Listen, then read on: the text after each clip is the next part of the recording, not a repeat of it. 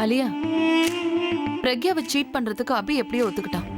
இந்த பிளான் மட்டும் சக்சஸ் ஆயிடுச்சுன்னா நானும் இந்த பிரக்யாவை கழுத்தை பிடிச்ச வெளியில தள்ளுவேன். அதெல்லாம் ஓகே தான்.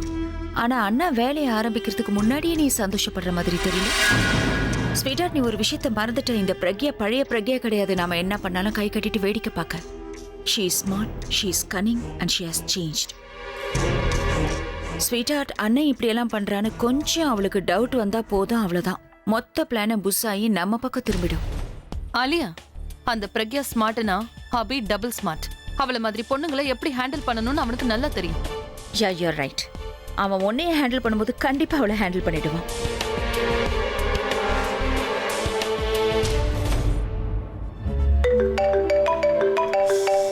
நீ இங்கே இரு, ஒரு இம்பார்ட்டன்ட் கால் அட்டென்ட் பண்ணிட்டு. ஓகே. எங்கேயும் போயிடாத.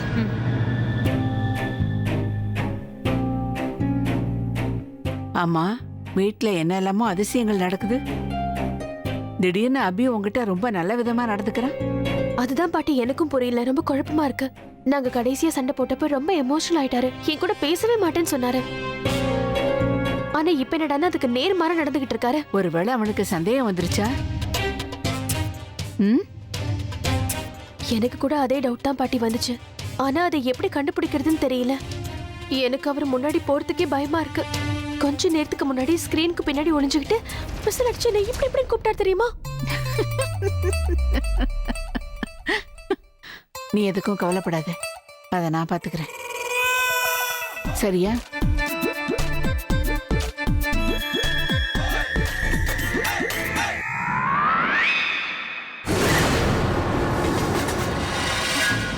நிக்கல், ஓ மை காட், நீ உன் லிமிட்டை ரொம்ப கிராஸ் பண்ற.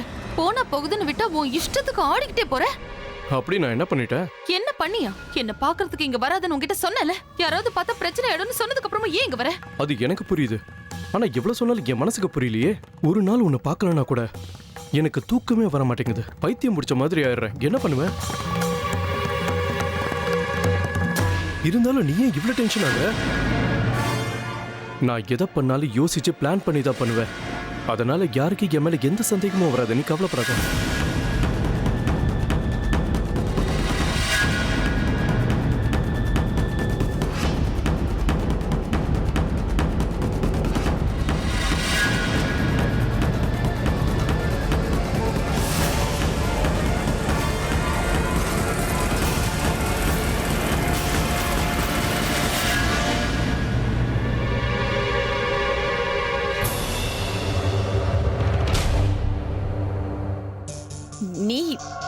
நீங்க என்ன பண்ணிட்டு இருக்க?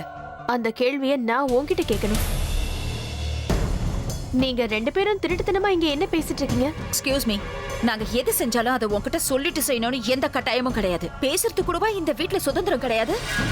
நாங்க ஏதோ பர்சனலா பேசிட்டு இருக்கோம். இதுல உனக்கு என்ன சம்பந்தம்? You're right, Alia. நீ யாரோட என்ன பேசுறேங்கிறதுலாம் எனக்கு தேவையில்லாத விஷயம் தான். ஆனா என் வீட்டுல ஏன் கண்ணு முன்னாடி ஒரு தப்பு நடக்கும்போது அதை பார்த்துட்டு சும்மா இருக்க முடியுமா? என்ன சொன்னீங்க? என்ன விஷயம்? எதுக்காக இந்த நேரத்துல என்ன கூப்பிட்ட? இப்ப என்ன அது செய் இது செய்யணும் ஆர்டர் பண்ண? அவசரப்படாத. நான் உன்னை ஆர்டர்லாம் பண்ண போறது இல்ல. நான் உனக்கு வார்னிங் கொடுக்க தான் கூப்பிட்டேன். வார்னிங்கா? எதுக்காகன்னு தெரிஞ்சுக்கலாமா? நீ கட்டிக்க போறவரை பத்தி தான் வார்னிங் கொடுக்க போறேன். அபிய பத்தியா? அவன் என்ன பண்ணா? இது வரைக்கும் பெருசா எதுவும் பண்ணல. ஆனா அவரு நடந்துக்கிறதெல்லாம் பார்த்தா எந்த நேரத்திலயும் தடுமாறலான்னு தோணுது. தடுமாறவங்களை ஈஸியா கவுத்துடலாம். அதுக்கு தான் வார்னிங் தரேன். அவரை கொஞ்சம் கண்ட்ரோல்ல வச்சுக்க. இங்க பாரு, எதுவா இருந்தாலும் சுத்தி வளைக்காம நேரடியா சொல்லு. அபி என்ன பண்ணா? உன்கிட்ட நெருக்கமாகறதுக்கு ஏதாவது முயற்சி பண்ணானா? அத நான் எப்படி சொல்லுவேன்? ஏன் மடியில தான் தூங்குவேன்னு சின்ன குழந்தை மாதிரி அடம் பிடிச்சாரு. அப்புறம் என்னாச்சு? அத நான் சொல்ல மாட்டேன். இல்ல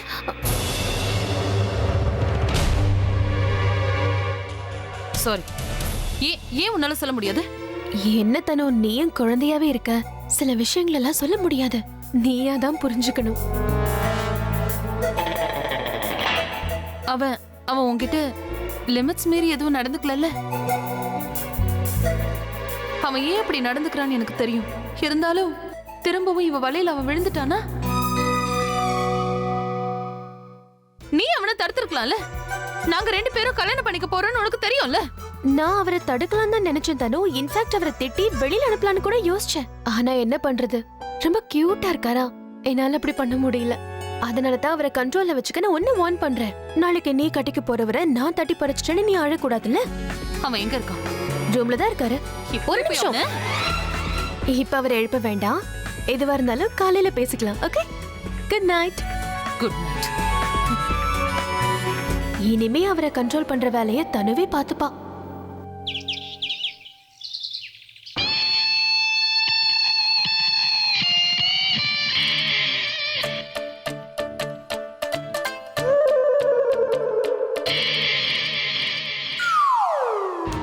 பாரா, லேடி ஹிட்லரும் இங்க தான் தூங்குறாளா? அபி, அடுத்த பிளானை இம்ப்ளிமெண்ட் பண்ண. இவன் நிஜமாவே தூங்குறாளா இல்ல என்ன மாதிரி நடிக்கிறாளான்னு தெரியலையே.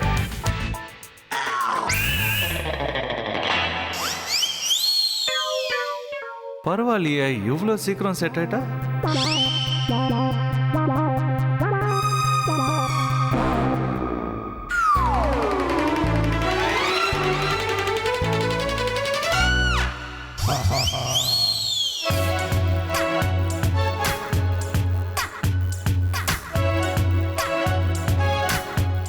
Good morning.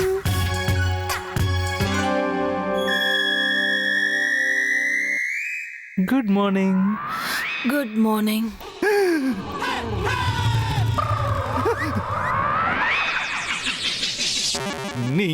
நீயா? நீ இங்க எப்படி? ஆமா நான் தான். ஏன் பார்த்தா தெரியலையா? நீ இங்க என்ன பண்ற? அவளை நான் தான் இங்க வர சொன்னேன். யூ என்னங்க அதுக்குள்ள மறந்துட்டீங்களா? நேத்து நீங்க தானே தனியா இருக்கேன்னு அவ்வளவு ஃபீல் பண்ணீங்க. உங்க வாழ்க்கையில நீங்க விரும்புறதுக்கு ஒருத்தி வேணும், உங்களை விரும்புறதுக்கு ஒருத்தி வேணும்னு நீங்க தானே கேட்டீங்க. அதனால உங்களுக்காக தான் அவளை கூட்டிட்டு வந்தேன். உங்க வாழ்க்கை துணை உங்க கூடவே இருக்கா. அண்ட் இந்த ஃபீலிங்ஸ் எல்லாம் நேத்து ஒரு நாள் மட்டும்தான்.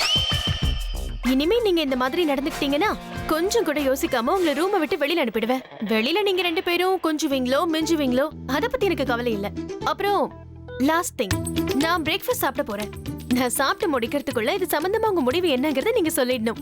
இல்லனா நானே என்னோட முடிவு என்னன்னு சொல்லிடுவேன். Okay, good day.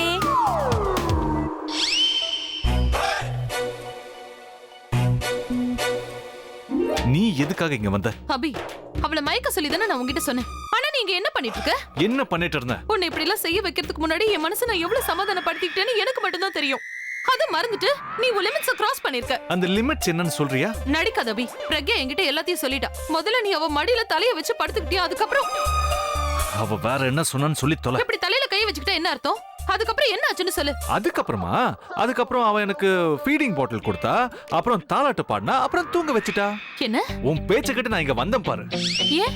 ஏன்னா என்ன சொல்றது? ஒருத்தங்களை இம்ப்ரெஸ் பண்றதுக்கு என்னென்ன பண்ணணும் தெரியுமா? நீ இப்படியே இன்செக்யூர்டா என்னையே சுத்திட்டு இருந்தனா நான் எப்படி அவளை இம்ப்ரெஸ் பண்றது, எல்லாத்தையும் எப்படி திரும்பி வாங்குறது? அதுக்காக அவளை மயக்கிறங்கிற சாக்குல ஒரு லிமிட்ட கிராஸ் பண்ணுவியா? நான் அப்படி என்ன லிமிட்ஸ கிராஸ் பண்ணேன்னு சொல்லி தொலைறியா? அதான் பிரக்யா என்கிட்ட விவரமா சொன்னாலே. அவ உன்கிட்ட போய் சொல்றா. உன்னை பகடக்காயா யூஸ் பண்ணி விளையாடிட்டு இருக்கா. அவளுக்கு நல்லா தெரியும் நீ என் பக்கத்துல இருக்கிற வரைக்கும் நான் அவகிட்ட அப்படி இப்படி நடந்துக்க மாட்டேன்னு. அவ இப்படி எல்லாம் பண்றதுக்கு அதான் காரணம். அப்படியா? அப்படின்னா அவ என்ன முட்டாளாக்கிட்டாளா அபி? இப்பயாவது உன் மண்டைக்கு ஏறிச்சே. ஏன்னா பொண்ணுங்க எல்லாருக்கும் இருக்கிற பெரிய வீக்னஸ் என்னன்னு தெரியுமா? அவங்க மனசுல இருக்கிற அந்த ஃபீலிங்ஸ் தான். அந்த வீக்னஸை என்கிட்ட காட்டிக்க கூடாதுன்னு நினைக்கிறா. அதை புரிஞ்சுக்காம நீ வேற சொதப்பிக்கிட்டே இருக்க. ஒருவேளை நான் அவகிட்ட அப்படி இப்படி நடந்துகிட்டு இருந்தேன்னா அவ என்கிட்ட இப்படி கேஷுவலா பேசியிருப்பா. நான் எதுவுமே பண்ணல, என்ன நம்ப. நான் கங்கை நதி மாதிரி புனிதமானவன். I'm sorry baby. நான் உன்னை சந்தேகப்பட்டுட்டேன். இது பாரு, நான் உனக்கு கடைசி சான்ஸ் தரேன். இதுக்கப்புறம் நீ எதுலயாவது சொதப்புனேன்னு வெய். அதுக்கப்புறம் நான் அவளை இம்ப்ரெஸ்ஸே பண்ண மாட்டேன். இப்போ நான் அவளுக்கு அடிமையா இருக்கிற மாதிரி நீ எனக்கு அடிமையா இருக்க வேண்டியதுதான். என்ன? முதல்ல கிளம்பு. பாட்டி உன்னை இந்த நிலைமையில என் கூட பார்த்தாங்கன்னா அவ்வளவுதான்.